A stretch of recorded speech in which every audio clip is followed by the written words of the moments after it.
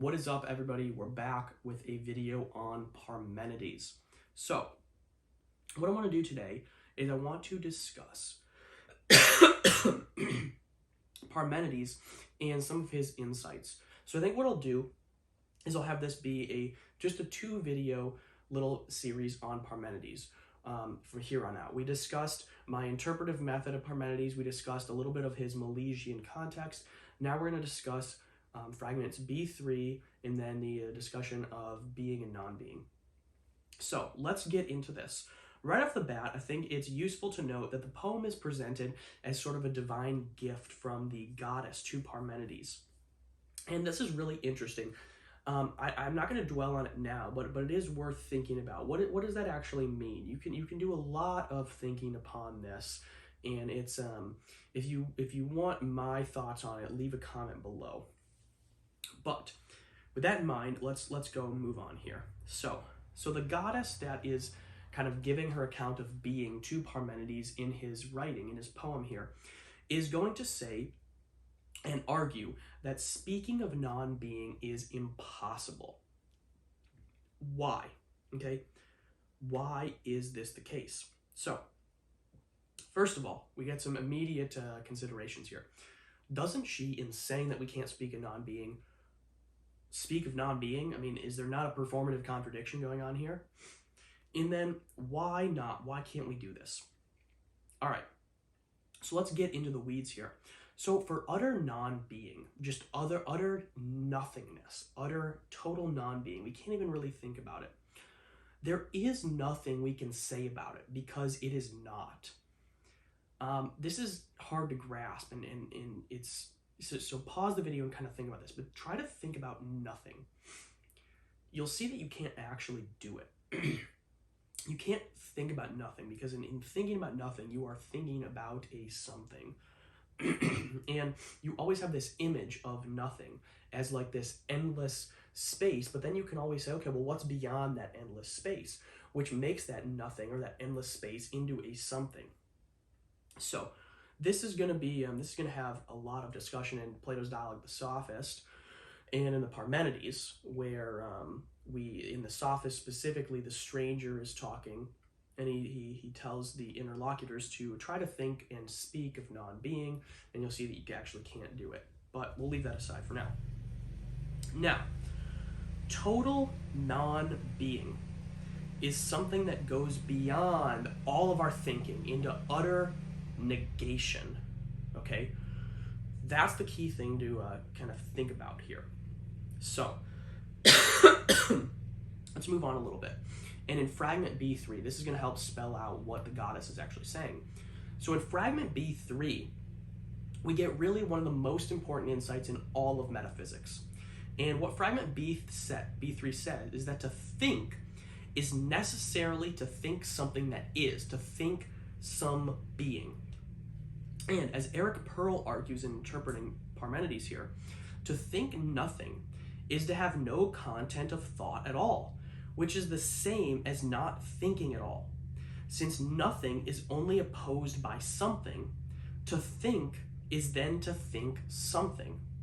We cannot fail to have any content to our thoughts, so thinking is always the thinking of some being. So let's tease this out. And what we're going to do is we're going to kind of tease out what Pearl is saying. We're going to tease out what Fragment B3 is saying, and by doing that, we're going to understand why the goddess says that we can't speak of non-being.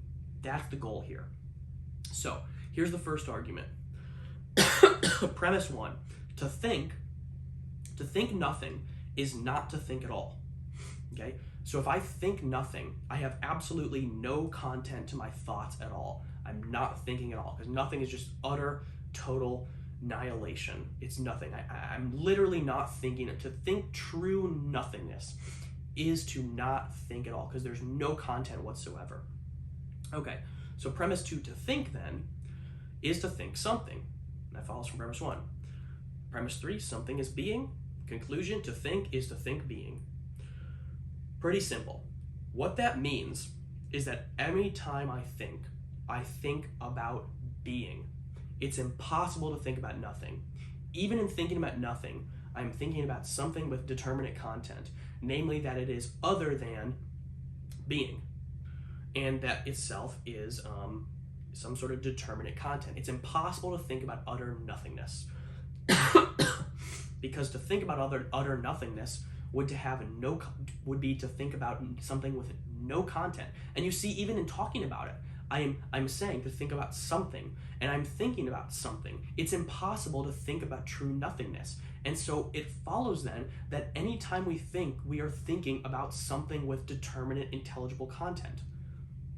So on the flip side, every being is thinkable.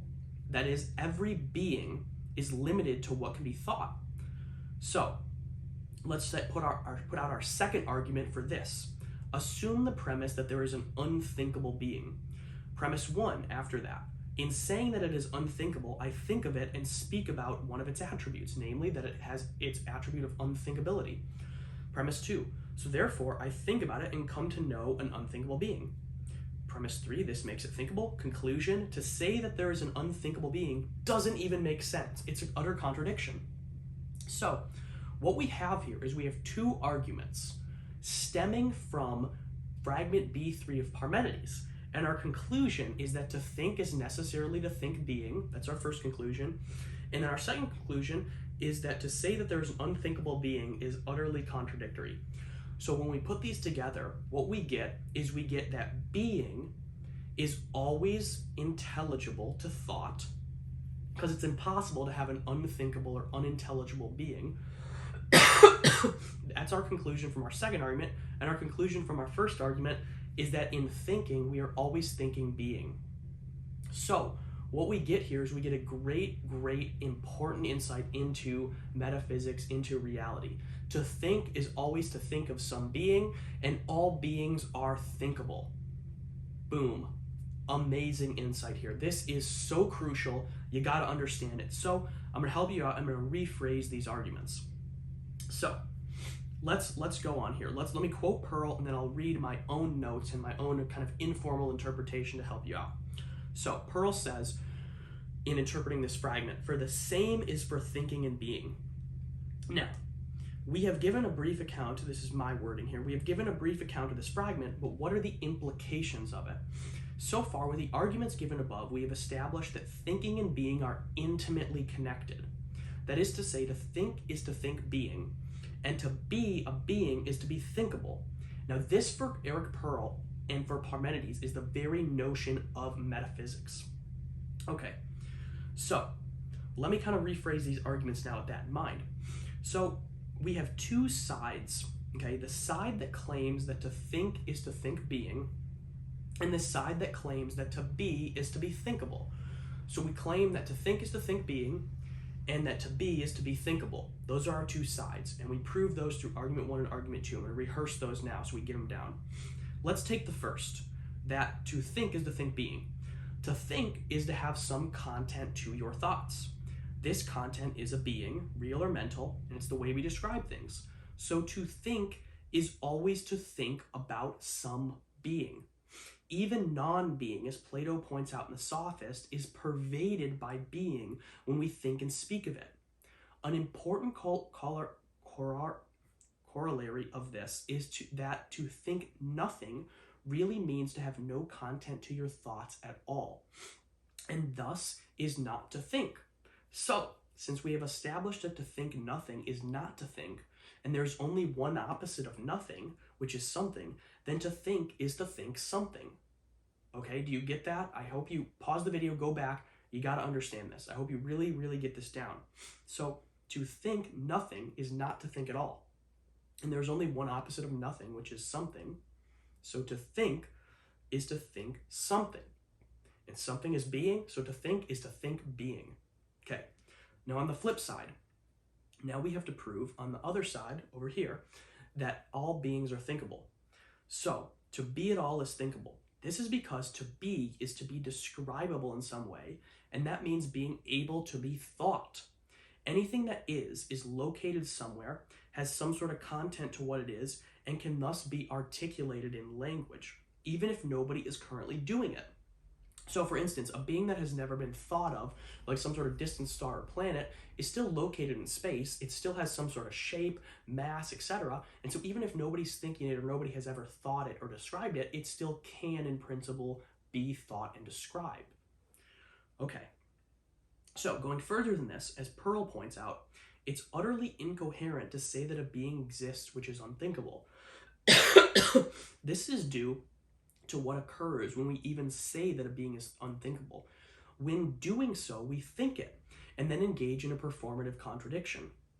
It is impossible, as Pearl says, to even suggest that a being could extend further than thought, that there could be some being beyond the reach of thought. Because even in suggesting that, we suggest that there is a being which is beyond the reach of thought, and in doing so, we predicate information or we predicate something about it.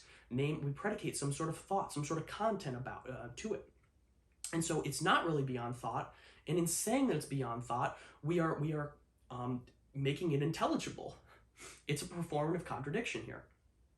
So, with all this in mind, how exactly does this tie back into the goddess and Parmenides? Well, what this does, what it allows us to do, is it explains or it spells out why the goddess says we can't speak of non-being. We can't take this route of non-being. So, these arguments, namely that being is thinkable and that to think is always to think being, it means that non-being is not a path we can take. In more kind of less formalized terms, non-being is not intelligible, it's not knowable, and thus we can do nothing with it other than kind of bracket it off and not speak of it. So to sum up the arguments, Fragment B3 was used to explain why being and thinking are intimately connected. And the negation of being, non-being, is not connected with thinking. Therefore, we can think and say nothing of it. Hence, the path to the investigation through non-being is just utterly closed off. This is Parmenides' conclusion. So with all that in mind, that is what I have for the video today. I just wanted to explain Fragment B3, and I wanted to use Fragment B3 to explain why exactly the goddess says that we can't investigate non-being. And the reason why, in short, is because being is always thinkable, and to think is always to think in terms of being.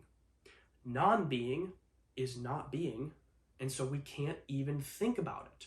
We can't do anything of it.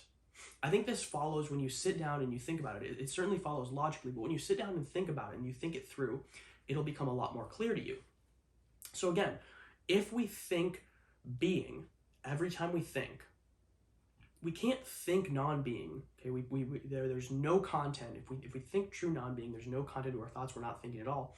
So we can't really do anything with non-being. And because of this, the goddess is going to say, okay, well, then we have to investigate only being. We can't investigate non-being because there's nothing there to think about.